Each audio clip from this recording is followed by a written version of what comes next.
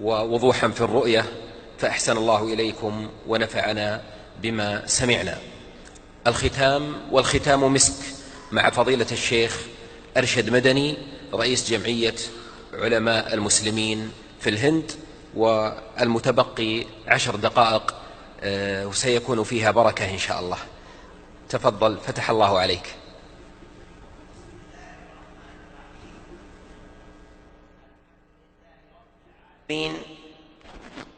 والعاقبة للمتقين، والصلاة والسلام على سيدنا محمد وعلى آله وأصحابه أجمعين.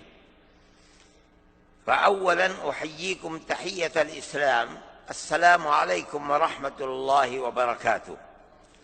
وثانيا أرفع أسمى آيات الشكر والتقدير إلى صاحب السمو الملكي الأمير خالد الفيصل بن عبد العزيز آل سعود، أمير منطقة مكة المكرمة، الذي عقد هذا المؤتمر تحت رعايته،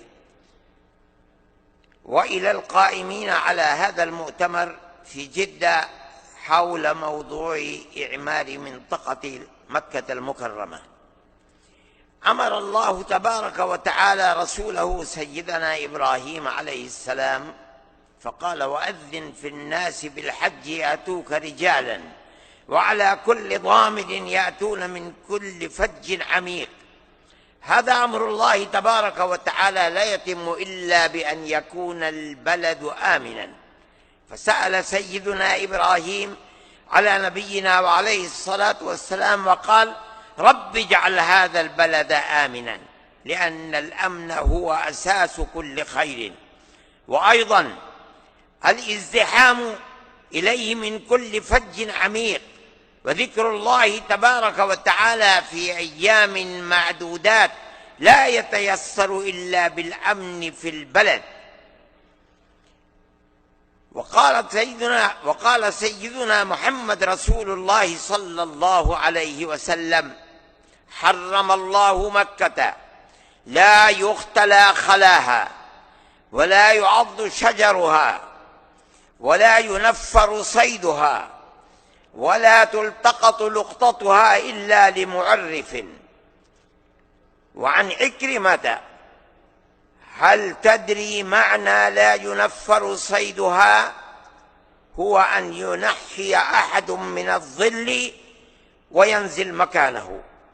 ومن هنا المسلمون في جميع الأزمنة اهتموا في أمن هذا البلد المقدس خاصة، إلا أن في العصور المتأخرة أتى على الحرمين الشريفين حين من الدهر لا يكاد يصل إليهما الحاج والمعتمر والزائر إلا بشق الأنفس، هالكين خائفين على أنفسهم وعلى أموالهم وأعراضهم، تتعرض للنهب على أيدي القبائل الساكنة حولها.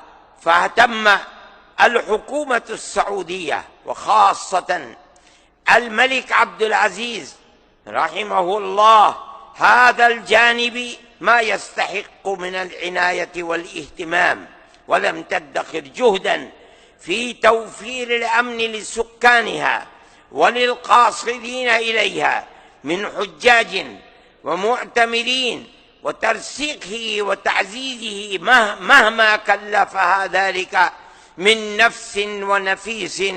فقامت ببسط الأمن في المنطقة كلها بصورة يعز مثيلها في العهد السابق، وأصبح الناس يأتون إليها من كل فج عميق لا يخافون إلا الله. أسأل الله تبارك وتعالى أن يديم ذلك الأمن دائما. وكنت أريد أن أقدم ما قد رأيته من المشاعر قبل 60 سنة عندما زرت أول مرة مع السيد الوالد عليه رحمة الله، وأقارن بين ما رأيت وبين ما هي الآن، ولكن الوقت ضيق وقد استفدت كثيرا من العلماء. أسأل الله تبارك وتعالى أن يديم الأمن في البلد، وأسأل الله تعالى أن يمن على خادم الحرمين الشريفين سلمان بن عبد العزيز آل سعود وولي عهده بتأييده ونصره، ويلهمهما ما فيه رشدهما، ويكلأهما من كل سوء ومكروه وشر. وصلى الله تبارك وتعالى على سيدنا محمد. شكرا لكم وأحسن الله إليكم فضيلة الشيخ أرشد مدني رئيس جمعية علماء المسلمين بالهند، ونتمنى أن تكتب هذه المشاهدات ونستفيد منها. شكرا لكم أصحاب السماحة أصحاب المعالي على ما أتحفتمونا به في هذه الجلسة. أيها الضيوف الكرام الحضور الكرام، شكرا لكم على حسن استماعكم وإنصاتكم، وكنت قد وعدتكم في بداية الجلسة أن نتيح الوقت للأسئلة والمداخلات، ولكن أظن أني نسيت أن أربط ذلك بالمشيئة، فكان الأمر على غير ما قدرت وضاق الوقت، فأعتذر إليكم، والإخوة المنظمون يشيرون إلي بانتهاء الوقت. لذلك أستأذنكم في ختم هذه الجلسة ونقول كما ابتدأنا الحمد لله رب العالمين. بهذا انتهت فعاليات الجلسة الخامسة في هذا المؤتمر، مؤتمر إعمار منطقة مكة المكرمة، وقد كانت بعنوان رؤى دولية في تنمية المنطقة. نفعنا الله بما سمعنا، والحمد لله رب العالمين، وصلى الله وسلم على نبينا محمد وآله وصحبه أجمعين، وشكرا لكم مجددا. الشكر لكم فضيلة الشيخ الدكتور صالح بن محمد الطالب على إدارة هذه الجلسة، وشكرا لضيوفك الكرام على ما قدموه. وبالتالي نطلب من فضيلة الشيخ الدكتور عبد الرحمن بن عبد العزيز السديس الرئيس العام لشؤون المسجد الحرام والمسجد النبوي بمشاركتنا في تكريم الضيوف المتحدثين، وهي بالنيابة عن اللجنة المنظمة لمؤتمر إعمار منطقة مكة المكرمة. تفضل شيخ.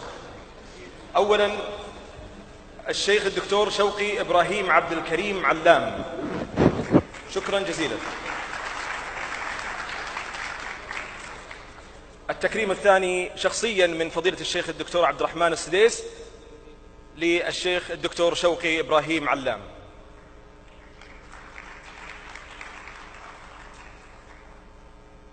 تكريمان آخران أيضا، الأول من اللجنة المنظمة للشيخ مصطفى سيرتش مفتي البوسنة السابق.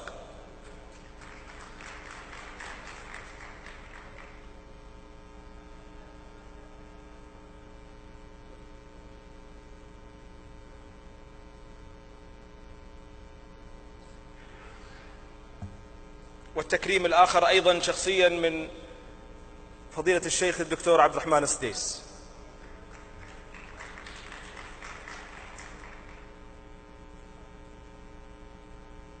تكريمان أيضا لفضيلة الشيخ أرشد مدني رئيس جمعية علماء الهند.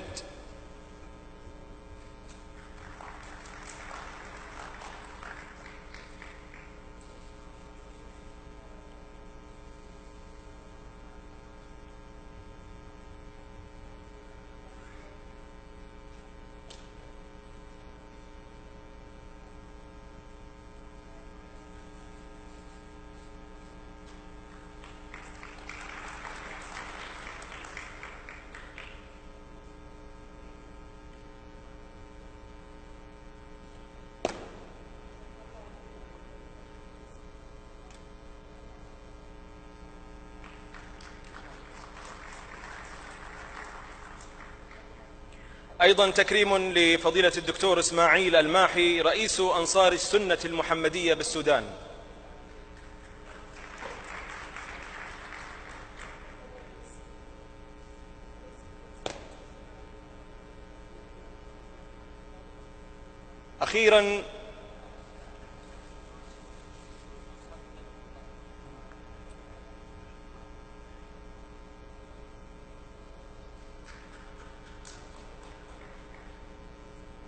أخيرا وليس آخرا، تكريم خاص لمدير الجلسة مدير الحوار فضيلة الشيخ الدكتور صالح بن محمد الطالب.